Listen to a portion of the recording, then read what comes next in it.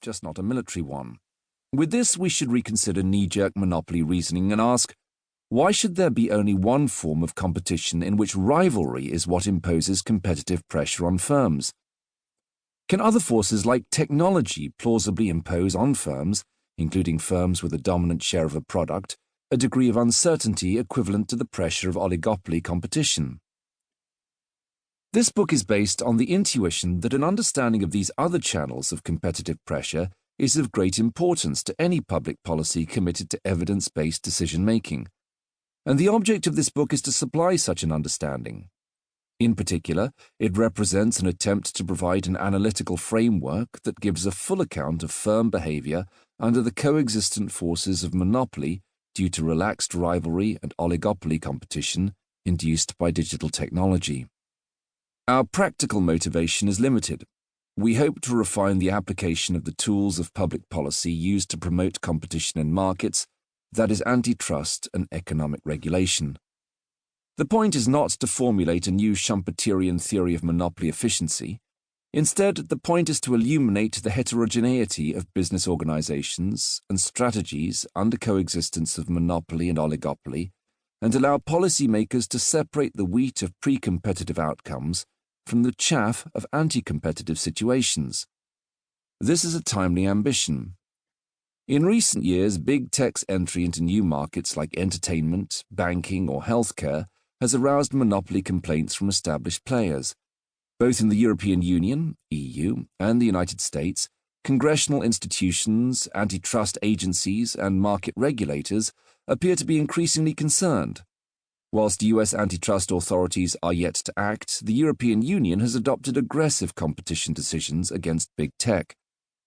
In addition, regulatory reform is on the tables of European lawmakers with proposals to limit tech firms' acquisitions of startups or mandate data sharing with competitors. The structure of this book is as follows. Chapter 1 sets the scene by describing the polarization observed in the contemporary policy conversation about big tech. In an attempt to overcome this deadlock, Chapter 2 examines the empirical validity of the Moligopoly hypothesis. That is the idea, implicit in the Slate stories, that big tech monopolies, or some of them, might be exposed to a degree of oligopoly competition across markets. On this basis, Chapter 3 reconsiders the economics of big tech and finds that models of increasing returns to adoption, network effects, and uncertainty provide a better explanatory framework than the textbook monopoly model. Chapter 4 then formulates a concrete theory of oligopoly competition in which big tech firms compete by a process of indirect entry. Chapter 5 draws the consequences of this analysis. Sound antitrust policy requires to limit big tech's monopoly rents in markets that have tipped and only oppose carefully defined legal restrictions to big tech oligopoly competition in untipped markets.